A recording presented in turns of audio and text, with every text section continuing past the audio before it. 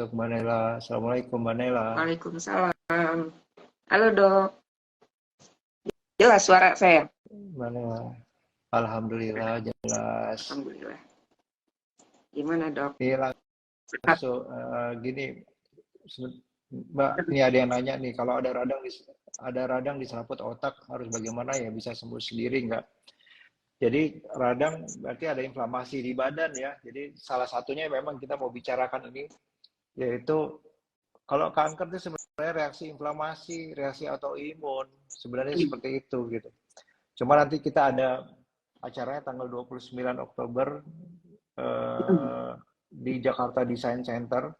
Kita ngebahas bagaimana sih lifestyle yang baik untuk salah satunya untuk mencegah cancer, atau paling nggak kalau misalnya kita ada cancer cuma stadium 1 atau in situ lah. In situ tuh artinya nggak berkembang di situ-situ aja, jadi kita menghambat pertumbuhan cancer juga. Nah ini menurut saya penting sekali karena kadang-kadang kita pikir cancer itu. Jadi ini dari ibu saya Mbak Nela. Ibu saya bilang temannya orang suaminya kena cancer, istrinya kena cancer, anaknya kena cancer, tapi nggak langsung berurutan ya. Jadi suaminya kena cancer, terus anaknya kena cancer. Anaknya kena cancer, terus anaknya meninggal. Kemudian si ibu karena ngurusin suami dan anaknya kena cancer, akhirnya ibunya sekarang kena cancer. Suaminya meninggal, tinggal ibunya. Jadi kalau kita melihat seperti itu, seakan-akan cancer itu penyakit turunan. Tapi kalau suami dan istri itu sebenarnya nggak ada turunan kan. Jadi bisa aja memang banyak penyebab cancer, tapi kita ikhtiar bagaimana caranya untuk mencegah dan apa namanya, paling nggak tidak membuat penyebarannya lebih parah. Gimana Mbak Nela gimana idenya seperti apa sih Mbak Nela? Kenapa ada tanggal 29 Oktober nanti 2023 ada rencana pertempuran damai melawan cancer? Maksudnya gimana itu? Ya, sebelumnya saya ucapkan terima kasih dulu pada Dr. Henry karena sudah berbaik hati nih memberi saya kesempatan untuk menyampaikan program kita. Dan saya mau ucap salam dulu pada semua. Assalamualaikum warahmatullahi wabarakatuh. Semoga kita semua diberi kesehatan oleh Allah Subhanahu wa Ta'ala. Jadi gini, latar belakangnya dulu nih dok. Iya, Mbak. Sebetulnya tentang cancer ini udah menarik perhatian saya tuh sejak tahun 2010. Gitu, flashback nih. Tahun 2010 itu saya punya seorang sahabat yang menderita kanker selama 3 tahun berjuang, tapi dia kalah gitu ya.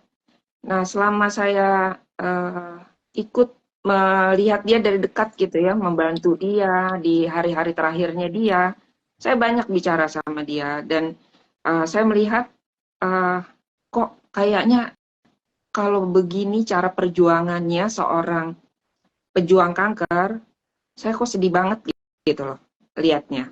Nah, waktu itu 2010 jelas saya belum ngerti tentang gaya hidup low carb, ya kan, mau ketofastosis namanya atau apapun, kita belum tahu itu. Cuma saya melihat betapa cara pengobatan yang dijalani oleh almarhumah sahabat saya itu ada sesuatu yang luar biasa, menyakitkan gitu ya. Dan sepertinya badan dia itu nggak pernah bisa dikasih kesempatan untuk merecover sejenak gitu, recover itu enggak. Jadi terus satu kali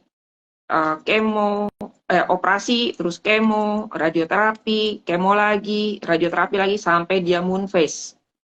Nah, itu membuat saya terus memikirkan tentang masalah cancer. Orang tua saya sendiri, almarhum bapak saya itu kanker paru-paru. Nenek saya kanker liver. Keluarga bapak saya rata-rata meninggal itu adalah penyakit dan beberapa diantaranya itu adalah kanker. Semua terjadi saat saya belum memahami tentang hubungan satu penyakit dengan gaya hidup. Itu sama sekali. Jadi kita nggak punya nggak punya bayangan bahwa oh penyakit itu rupanya asal usulnya itu ada dari gaya hidup. Kita nggak tahu. Nah, setelah saya mengikuti ketofastosis dari tahun 2016, saya buka lagi tulisan saya yang lama itu. Saya beri judul seandainya dokter mau bertanya kepada Sang Maha Penyembuh. Itu adalah ungkapan saya mengenai betapa harusnya ada sentuhan pemahaman tentang gaya hidup ini diberikan kepada pasien, pada pasien-pasien kanker. Dan juga sebetulnya semua penyakit metabolik, ya kan. Jadi kalau kita melihat seperti itu, saya sampai berkesimpulan, oh rupanya kanker itu kalau kita lihat secara fisiologinya, kita bicara bahas secara biokimia tubuh, biologi dasar lah, nggak perlu menjadi seorang dokter untuk memahami ini gitu. Kita akan memahami bahwa kita punya chance untuk mengatasi kanker. Kita nggak perlu berjuang sampai berdarah-darah. Kita bisa melakukan pertempuran, tetap kita bertempur melawan kanker, tapi secara damai. Gitu dok, itu idenya. Jadi saya melihat, oh sekarang saya paham ada satu strategi lain yang bisa diberikan kepada para penderita kanker yang sudah terdiagnosa kanker, dan juga satu insight yang bisa dipegang oleh orang-orang mengenai sebelum terjadinya kanker itu apa? Bagaimana sih prosesnya? Apa sih yang kita takutkan dari satu kanker itu apa? Gitu kan? Semua orang katanya punya bakat kanker. Ini kalau kita bicara katanya seperti itu. Semua orang punya bakat kanker, tapi kenapa nggak semua orang kanker? Nah, ternyata kan bukan begitu kan jawabannya kan dok, bahwa tidak karena keturunan. Yang disebut dengan gen itu adalah gen tubuh kita sendiri, ya kan? Sel tubuh kita sendiri. Karena sel tubuh kita itu kan, tubuh kita terdiri dari miliaran sel yang tergabung membentuk fungsi-fungsinya masing-masing. Dan semuanya itu kan berujung, berawal pada satu inti sel, yaitu DNA kita. Nah, jadi nggak cuma sekedar, oh kita melihat kanker itu adalah satu penyakit yang harus diburu, harus dikejar, harus dibasmi. Nah, sementara yang kita lihat saat ini kebanyakan cara penanganan kanker itu masih seperti yang saya lihat 3 tahun, bukan 3 tahun yang lalu, tapi 13 tahun yang lalu. Saya melihatnya masih sama. Dihajar, dikejar, dihajar, padahal kita nggak pernah tahu pusat kanker itu ada di mana. Gitu dok, itu latar belakangnya dok. Maksudnya gimana Mbak Nela dihajar dikejar tuh? Dihajar, dikejar itu, kan orang itu mesti di kemo, ya kan? Kanker itu kan gini, kanker itu ibaratnya kayak kita narik rumput liar nih dok. Kalau kita lagi bersihin rumput nih di pekarangan kita, ada rumput yang nyembul, kita tarik. Tau-taunya tuh ujung akarnya itu ada 2 meter, 3 meter di sebelah sana. Dok.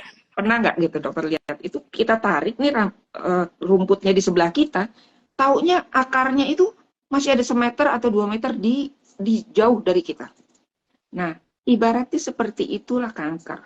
Kanker yang muncul itu adalah sesuatu kanker, misalkan gini, kita nggak bisa berbicara tentang kanker tanpa kita memahami ihwal terjadinya kanker itu tersendiri.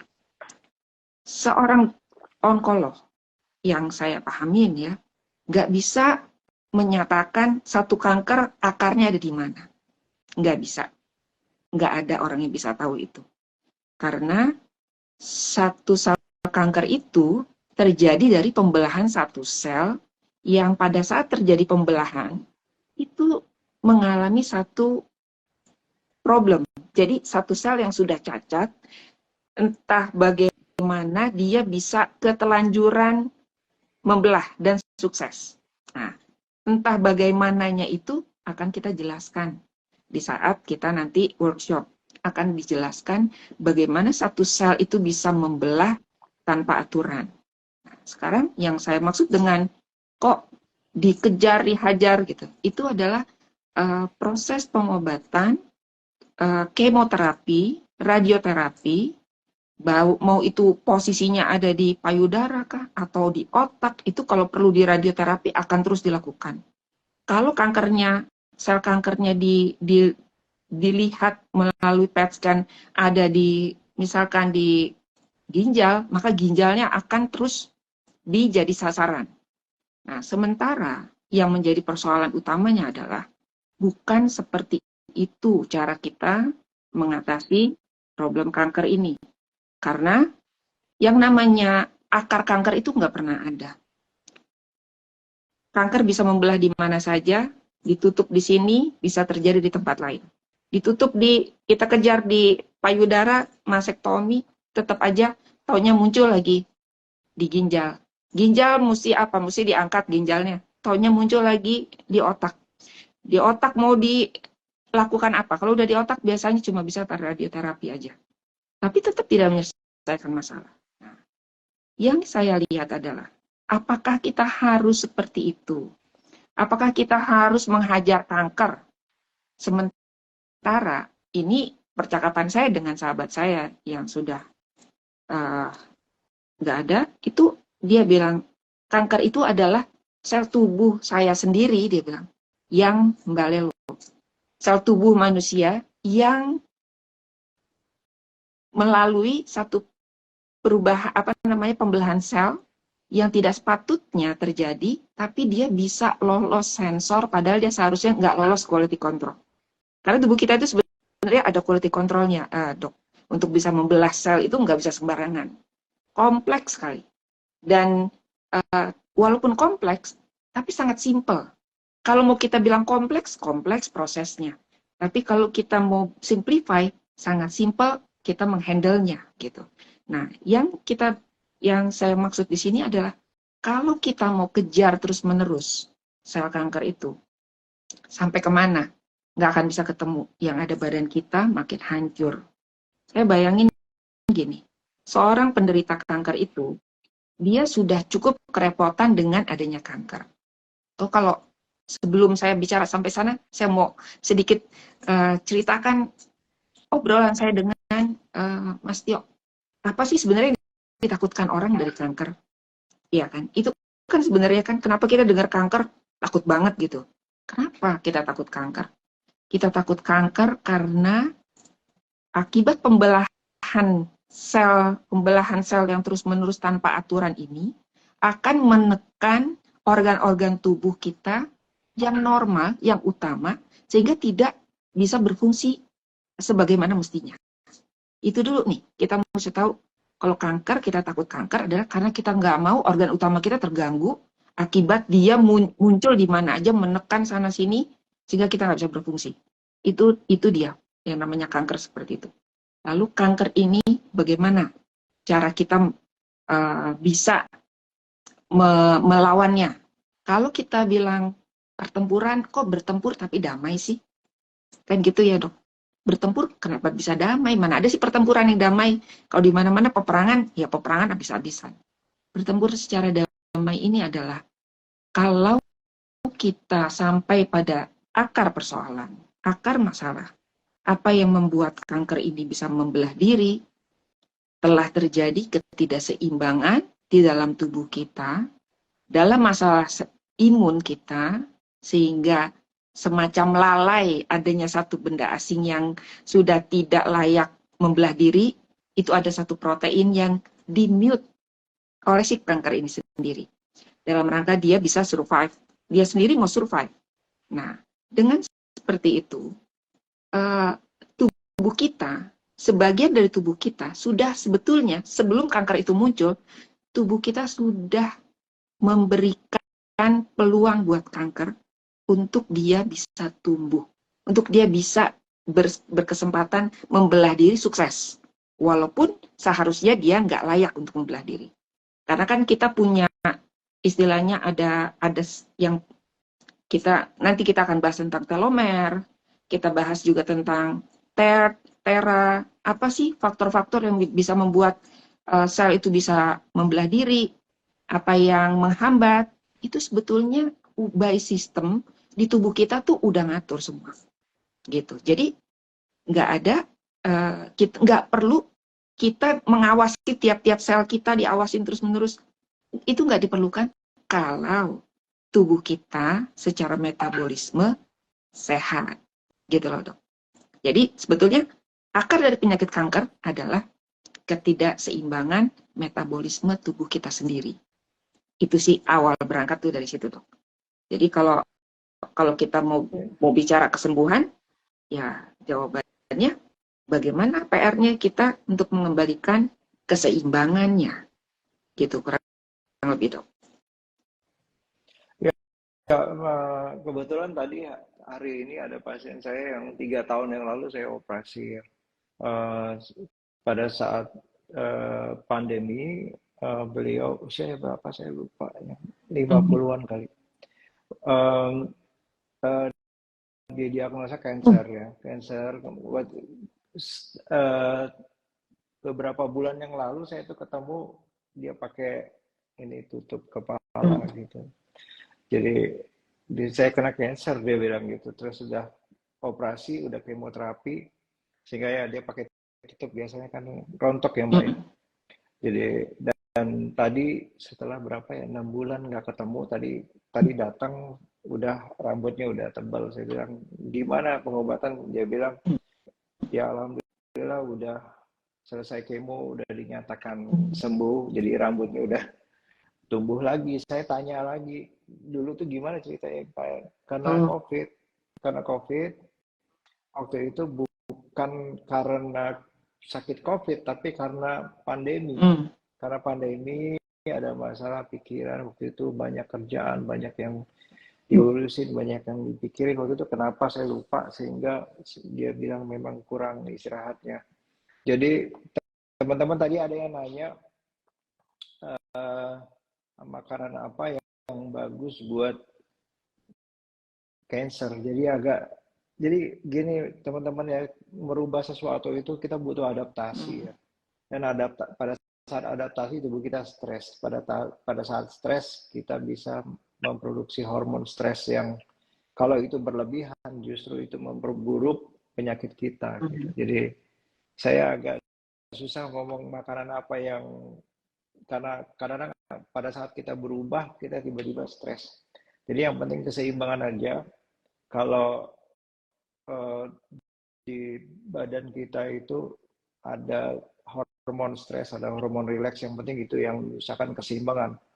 Kalau kebanyakan stres justru bisa saja tadi yang sempat dibilang sama Mbak Nela, masalah di sel kita ada problem sehingga tidak bisa mendeteksi mana sel kanker mana enggak karena terlalu stres tinggi di badan, sama seperti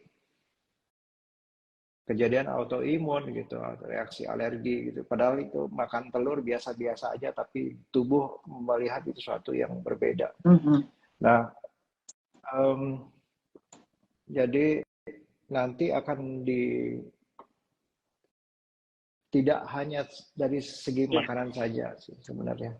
Ada faktor-faktor yang lain. Kadang-kadang ada orang yang bukan karena obesitas dia cancer, tapi ada juga yang lain yang stres yang berlebihan makanya dia ada cancer.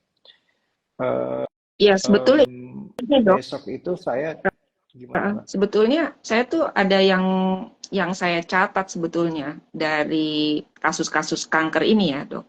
Kalau saya perhatikan, kanker ini biasanya muncul pada seseorang di saat habis ada satu kegoncangan hebat dalam hidupnya. Gitu. Jadi ini yang kalau saya perhatikan, kalau di sahabat saya itu dia, ini pada kasus yang orang-orang muda ya dok. Kalau yang udah lansia itu kan memang istilahnya tuh kita pahami telomernya sudah memendek ya dok. Gitu ya. Jadi memang banyak hal yang sudah tidak bisa keep up lagi sehingga ya ada satu saat ya sel-selnya itu jadi membelah diri, tapi itu di usia-usia yang sudah sangat lanjut umumnya. Itulah yang sebenarnya normalnya aging normalnya manusia seperti itu. Jadi panjang pendek telomer itu ya itu fitrah, itu juga yang akan membawa kita pada ya secara fitrahnya kita mendekati pada kematian. Tapi kita bicara pada kasus-kasus di mana ada accelerated aging. Accelerated aging ini terjadi sama orang-orang yang belum saatnya kok terjadi sih gitu ya, keanehan-keanehan metabolisme gitu. Nah, ini kalau saya perhatikan masalah secara psikologis ini juga memicu seseorang itu mendapatkan ya istilahnya tuh boleh dibilang ya hadiah kanker lah gitu ya. Kalau saya melihatnya karena itu spesial banget sebetulnya. Banyak hikmah dari situ kalau saya melihat gitu ya. Dan bagaimana kita menyikapi bahwa tidak ada ini hadis dari Rasulullah Shallallahu Alaihi Wasallam itu Rasulullah bilang tidak ada penyakit yang tidak ada obatnya. Allah mendatangkan satu penyakit pasti ada obatnya. Nah sekarang kalau sebagian orang bilang kanker atau penyakit-penyakit lain dibilang itu nggak ada obatnya, kita jadi seperti dipaksa untuk melakukan dua ini kan gitu. Padahal kemungkinannya belum diselesaikan ini, belum bisa sembuh ini karena metodenya yang belum tepat, atau ya memang kita belum tahu ada pengobatan itu. Oke. Jadi berdasarkan keyakinan, kalau bagi saya pribadi, saya meyakini setiap penyakit ada obatnya. Tidak tidak terkecuali kanker. Nah, pada saat kita melihatnya seperti itu, maka kita akan punya keyakinan harusnya kita bisa sembuh. Nah, kalau misalkan kita sudah memahami, kita baru cari tahu. Jadi apa sih cara kita menaklukkan si kanker ini? Satu, tadi kita ingat ada stres psikologis yang membuat terjadi ketidakseimbangan sistem stres kita, simpatetik kita naik terus. Simpatetik itu sistem stres sentral autonomous nervous system kita, yaitu pengatur gas RAM-nya kita. Ada parasimpatetik sebagai rem tubuh, ada juga simpatetik sebagai gas. Itu dua-duanya fitrah karunia dari Tuhan, pencipta kita. Untuk kita bisa bergerak, beraktivitas, beristirahat, itu udah diatur. Yang terjadi adalah saat kita mengalami keguncangan dalam hidup kita. Bisa jadi keguncangan ini mengakibatkan kita nggak bisa melepaskan diri dari stres itu. Kita terhanyut pada stres itu. Akibatnya ini terjadi akibat pada fisiologis kita. Itu udah rumus gitu, bukan sesuatu nggak doain orang nggak gitu, tapi itu udah rumusan.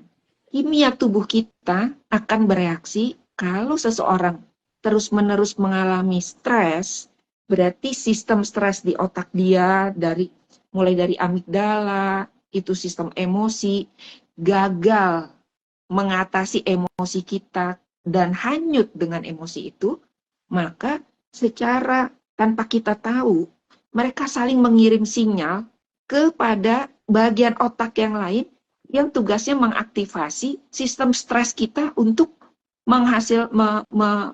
akibat dari sistem stres yang simpatis itu teraktivasi, tubuh kita akan terus-menerus menghasilkan gula melalui proses gluconeogenesis. Jadi ada simbol-simbol yang di dalam organ tubuh kita, biokimia tubuh kita itu akan bekerja. Kalau kita emosi, kortisol kita akan aktif. Begitu kortisol kita aktif, berarti liver kita merasa punya tugas untuk, oke, kalau gitu saya harus membuat gula, karena orang ini sedang stres, mungkin dia akan lompat, dia akan lari, dia akan apa. Karena sistem stres kita itu diciptakan untuk kita gunakan secara cepat. Nah, semua yang sifatnya berlebihan tadi, baik gula yang kita makan maupun gula yang dihasilkan oleh liver sendiri, itu akan tetap ditreat sebagai glukosa berlebih. Ini satu sisi. Nah, kaitannya apa dengan kanker? Kalau kita pengen mengikuti hadis Rasulullah Shallallahu Alaihi Wasallam, maka kita harus paham bagaimana cara kita keluar dari kanker. Bisa? Bisa. Caranya gimana? putus rantai makanannya. Oh, makanan, emang kanker butuh makanan? Iya, kanker itu butuh energi. Bagaimana dia bisa membelah diri secara cepat, nggak ada batas, nggak ada ngatur, kalau dia masih di bawah pengaruh oksigen, masih membutuhkan masih menggunakan mitokondria yang butuh oksigen. Nah, kalau kanker ini sudah sempat membelah diri, maka yang akan dia rusak itu adalah mitokondrianya. Karena mitokondria itu adalah kayak guard kita. Kalau ada yang aneh, itu dia akan langsung kasih label lah apa gitu ya, bahwa ini udah nggak benar, ini nanti akan datang satu petugas, ada damage repair, itu saya lupa persis namanya, itu langsung akan akan dibahas nih gitu loh, oleh tubuh kita sendiri. Di sini ada kaitan dengan sistem imun kita, bahkan sistem imun kita pun udah bisa rusak duluan.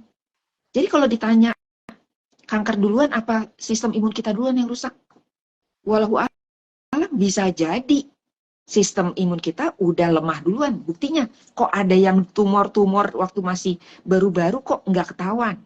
Itu satu. Yang kedua, bagaimana emang kalau misalkan kanker ini urusannya dengan glukosa apa? Kanker itu tidak menggunakan oksigen dalam sumber energi dia. Dia akan menggunakan sistem, dia bukan istilahnya apa dok, kalau misalkan oksidatif apa itu ya, kalau oksigen ya anaerob. Nah, kalau kanker ini dia membuat energi melalui proses fermentasi. Nah, fermentasi itu sumbernya apa? Cuma satu sumbernya, glukosa. Jadi artinya kita doa pengen sehat, kita pergi kemo udah 30 kali, udah muka udah bundar, udah nggak muat topeng radioterapi, udah besar muka kita. Pertanyaannya, sembuh nggak? Enggak. Kalau dia sembuh, ya dia sembuh. Memang karena dia belum ajalnya kalau menurut saya. Tapi apakah dia bisa sehat? Belum tentu. Kan kalau kita bicara, kalau Allah itu memberikan karunia kesembuhan, ya sembuh benar. Berarti ada satu cara yang kita belum paham. Nah, yang terjadi ini adalah kita mati-matian menyerang kanker, tapi di sisi lain kita juga semangat memberi makan kanker. Kan aneh ya? Kalau kita udah paham, kanker itu butuh glukosa. Saya yakin, banyak kok dokter-dokter yang udah memahami itu. Onkolog pasti udah banyak yang memahami itu. Lalu pertanyaannya, kenapa kita masih dijejelin suruh makan nasi, suruh makan ubi? Bahkan ada yang ironis, dia kanker, apakah kalau dia makan ubi itu akan meringankan sakitnya? Itu ironis banget gitu loh dok. Saya baca itu di grup kanker gitu ya, di satu grup kanker di Facebook, kok sedih banget ya.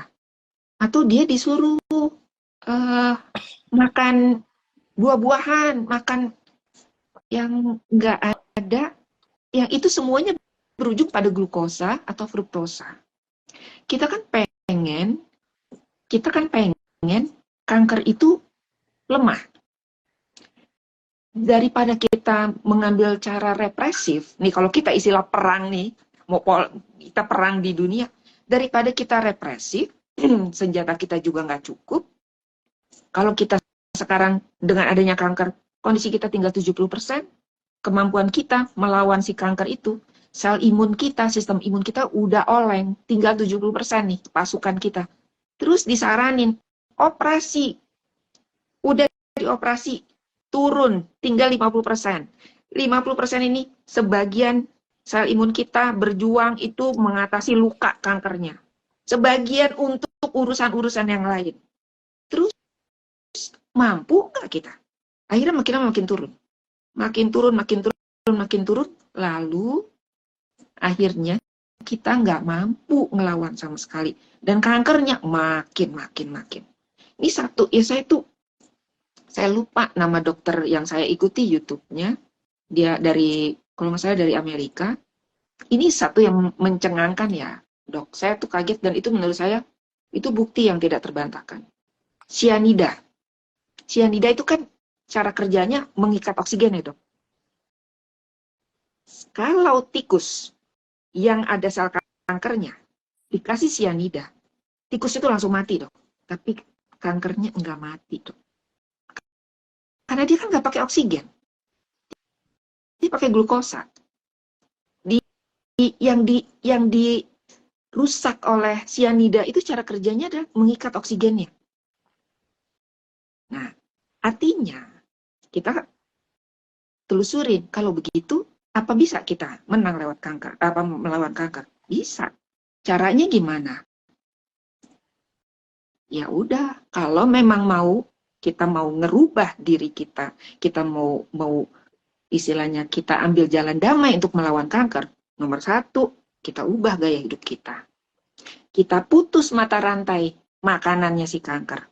Kenapa kita sengsara dan kankernya happy? Yang konyol nih, PET scan untuk mengetahui di mana sel kanker itu berada, itu adalah gula yang disuntikan ke dalam tubuh kita kan ya dok. Terus dicek, mana yang ada pendar-pendar, disitulah kankernya. Kalau kita udah tahu, kenapa kita masih kasih gulanya? Untuk apa? Lebih baik kita putus mata rantai makanannya, kankernya lama-lama lemah, sampai kanker itu nggak dapat makanan, yang dia mati gaya, sampai dia mati beneran. Terus gimana orangnya? Kebalikan dari teori sianida tadi, tikus berkanker dikasih sianida, tikusnya mati, tumornya, kankernya nggak mati loh. Nah, sekarang kita balik dong. Kalau begitu, kitanya yang hidup, punya makanan, kankernya jangan kita kasih makan. Kita punya 2 pilihan. Kita mau kasih glukosa untuk diri kita, yang mana kita sebenarnya traktir si kanker itu atas penderitaan kita sendiri, atau kita mau stop ngasih makan kanker, minimize masalah glukosa intake dari luar, minimize juga produksi gluconeogenesis yang berlebihan dengan cara menyeimbangkan sistem stres kita, sehingga tidak terus-menerus tinggi stres dan berarti gula tinggi terus dihasilkan oleh liver. Kita mau pilih yang mana? Dan itu bisa terjadi kok. Udah terjadi. Dari yang secara teori, lakukan. Buktinya sudah banyak. Yang pasti semua kanker apapun namanya, nomor 1, makanannya glukosa. Udah. Nggak ada tuh bantahan dari manapun. Tiba-tiba, oh kanker ini bisa loh pakai keton. Kanker ini bisa loh. Nah, jadi sekarang kalau kita udah paham bahwa pilihan makanan itu buat kita tidak cuma glukosa, tapi buat kanker, alhamdulillah cuma glukosa yang bisa diterima. Kita mau mana sekarang? Kita mau pro pada kesehatan kita, di mana juga kalau saya nggak bisa menyebutkan nama ayatnya, tapi Allah itu menciptakan manusia dalam keseimbangan. Allah nggak suka kerusakan. Bukan saya yang bilang, tapi itu Allah. Allah menciptakan kita tuh benar gitu. Bagus. Kenapa dalam kita mencari kesembuhan, kita kok berbuat kerusakan kepada diri kita sendiri. Belum lagi, saya tuh melihat, jangan deh gitu kan, dulu sahabat saya itu hari-hari terakhirnya dia tuh morfinnya tuh luar biasa. Tapi dia tuh nggak bisa sadar dalam waktu beberapa lama gitu, nggak bisa. Jadi saya tuh cuma merasa, aduh gimana ya, kalau seandainya dia bisa survive, apakah dia juga nanti mengalami gangguan, gitu loh dok. Jadi karena sesuatu yang sifatnya tidak pro pada keseimbangan, ya tentu nggak akan sempurna ya, memberikan hasil yang sempurna. Tapi kita bicara begini nih ya, bukan saya bicara kita mengakali kematian ya dok, sama sekali enggak. Karena kematian itu udah ditakdirkan, apakah melalui kanker atau bukan melalui kanker. Nah, seandainya kita sakit kanker, tapi takdir kita bukan meninggal karena kanker, berarti kita bisa sembuh dong. Kalau kita caranya benar. ya kan? Kalau misalkan caranya kita salah, ya kita mau apain juga nggak akan, yang ada kita menderita. Yang ada kita harus, ya udah terpaksa harus dimutilasi organ-organ yang terpapar gitu. Dan ini berlaku tidak untuk kanker aja sebetulnya kan dok.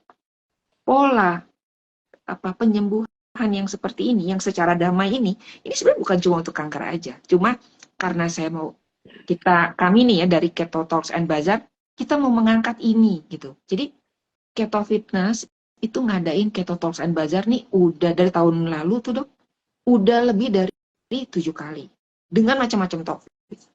Nah kali ini kita bahas tentang cancer. Nah kalau yang 2 bulan yang lalu kita bicara tentang diabetes. Ini akar-akar masalah semua.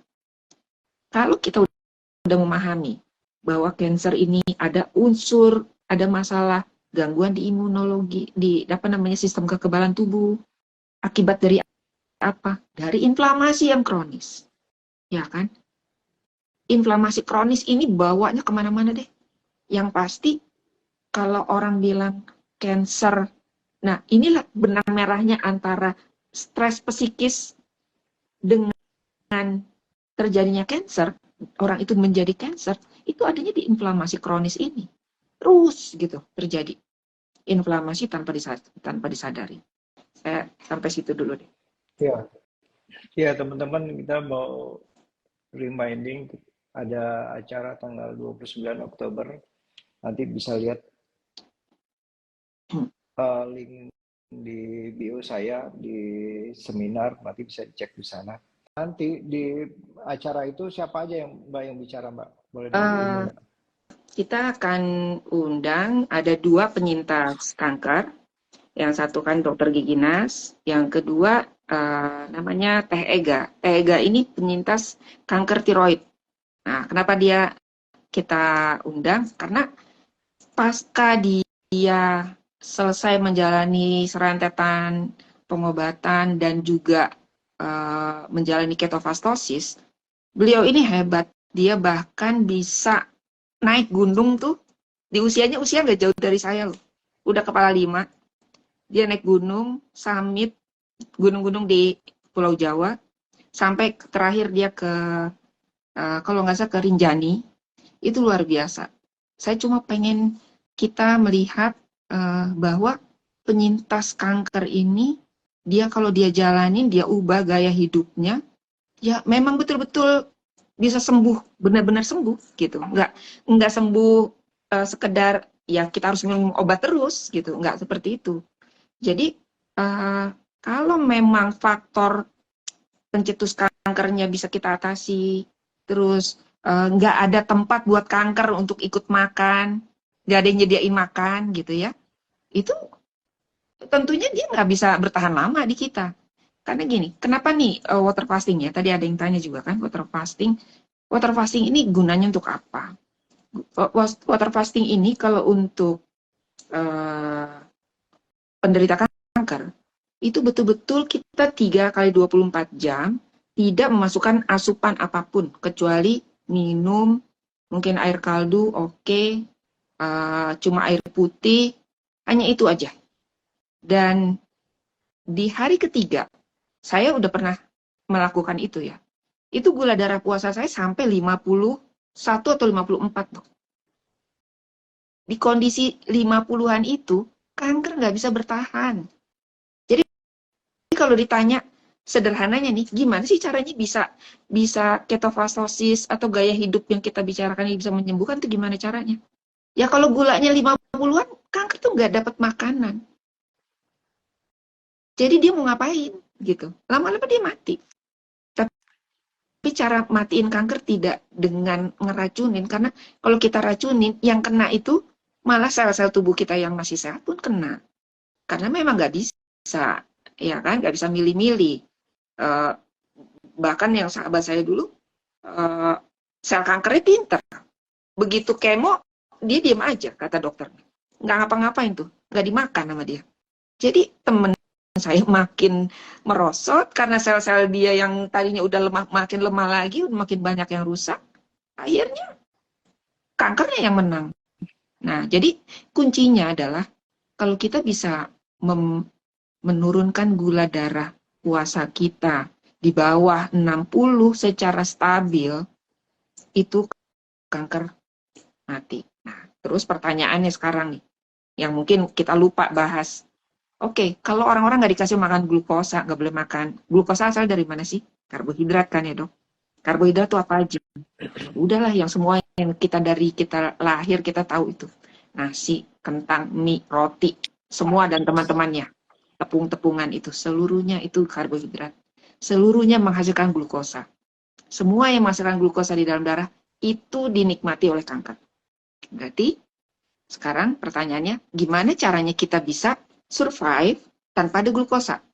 Tanpa ada makan karbohidrat, tepatnya begitu. Bisa, karena gini, yang orang mungkin nggak sadarin, kita makan sebetulnya untuk siapa sih? Kita makan tuh bukan untuk diri kita. Enggak, bukan. Iya, memang betul untuk diri kita. Tapi tepatnya siapa yang makan 24 jam harus selalu makan itu siapa? Ada satu organ utama kita, yaitu otak. Otak kita diberi hak untuk makan itu, dia energi tuh 20% dari seluruh kebutuhan energi kita. Padahal dia sebesar ini doang. Itu menunjukkan betapa pentingnya fungsi otak kita dan harus terjaga dari segala kekurangan makanan. Kita kurang makan neuroglycopenia, kita bisa kelenger, bisa blackout, bisa mati kalau otak kita kekurangan makanan. Nah, demi ngasih makan otak inilah kita makan, ya kan? Nah, makanan ini sekarang kita lihat, apa betul otak kita hanya bisa makan glukosa seperti yang diyakini? Kita makan nasi banyak untuk otak kita, supaya kita nggak pusing, supaya lambung kita nggak kosong. Tapi terutama otak sih, lambung kosong aja kalau otak kita nggak pusing, kita nggak ada masalah. Tapi akan masalah kalau otak kita yang cranky. Otak kita ribut, kita ikut ribut gitu, badan kita akan kacau. Nah, jadi kalau misalkan kita berkeyakinan otak kita hanya bisa makan glukosa, maka saya bisa bilang, ya wassalam. Nggak bisa dipakai cara ini. Ya udah, nikmati aja kemoterapi dan sampai akhir cerita. Apakah sehat? Sehat dengan segala ancur-ancuran badan kita, atau sehat dengan pintu yang lain, gitu ya? Apakah itu kematian? Kita nggak bisa membantu apabila kita berpatokan nggak bisa. Saya seumur hidup taunya karbohidrat makanan saya. Saya nggak bisa. Otak saya nggak bisa kalau nggak dikasih makan glukosa. Nah, kalau memang seperti itu, gimana ceritanya orang zaman dulu yang belum ngerti sarapan, yang belum ngerti masak nasi, taunya menombak rusa, dipanggang, dimakan. Gimana mereka? Di situ kan membuktikan otak kita punya dua. Yang satu glukosa asupannya, yang kedua adalah lemak. Nah, di sini dia kuncinya. Apabila kita mau bebas dari kanker, maka kita harus geser metabolisme kita dari ketergantungan glukosa atau menerima begitu saja ya, pasrah bahwa kita nggak bisa. Kalau kita nggak makan nasi, kita mati. Kita justru mati kalau kita makan nasi dalam kondisi begitu. Kita makan, konsep makan dalam Islam gimana? Halalan dan toiban. Halal, nomor satu.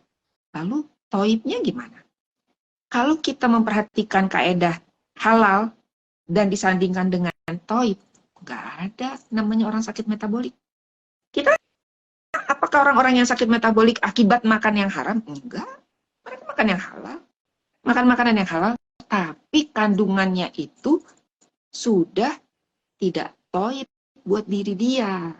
Nah, berdasarkan halal dan toiban ini, itu sebenarnya menjadi petunjuk kita untuk memilih kita mau seperti apa, gitu. Jadi pilihannya buat kita yang bisa kita obrolin sekarang ini kan banyak. Nanti bayangin aja satu harian nih, Dok, kita bisa ngobrol, maksudnya kita membahas dari Dokter Nas, Teh Ega, ada onkolog itu Dokter Zuhri, lalu kita undang imunolog Dokter Wita. Insya Allah semoga beliau nggak ada acara dadakan yang mewajibkan mereka dia untuk nggak bisa hadir gitu ya. Semoga beliau bisa hadir. Imunolog ini juga penting untuk kita dengarkan penjelasannya, karena ini berkaitan dengan inilah yang namanya penyakit imunometabolik sindrom itu ya nyata gitu. Kanker itu kan tumor yang bisa mengatasi tumor di otak, yaitu harusnya sel imun kita, glial gitu namanya kan. Sel imun yang ada di otak kita, dia harus membasmi. Tapi kenyataannya nggak bisa begitu. Karena sel imunnya juga udah nggak ngerti tugas. Sel imunnya udah lemah gitu. Jadi itu yang akan kita ajak sharing juga. Terus di sesi yang berikutnya itu Mas Tio dan olah nafas Mas Gunggun. Nah, kenapa kita masukkan olah nafas di sini? Karena dua problem. Secara psikologis banyak gangguan. Orang yang mengalami stres tinggi berujung pada cancer, udah pasti stresnya 2 kali, 3 kali lebih berat lagi dari sebelum dia dinyatakan CA. Tentu ini yang butuh sekali bantuan dari kita untuk diberikan cara, gimana caranya membantu mereka menurunkan simpatetik mereka, sehingga menaikkan parasimpatetik. Itu satu kegunaan untuk olah nafas. Yang kedua, kita akan belajar bagaimana mengaktifasi natural killer cell kita melalui olah nafas. Jadi, ternyata kita itu pada saat kita mengalami hipoksia, intermittent hipoksia, itu akan membuat adrenalin kita tuh rush. Pada saat adrenalin rush kita terjadi, itu akan mengaktifasi natural killer cell. Nanti penjelasan detailnya kita ikuti di kelas dengan Mas Gunggung.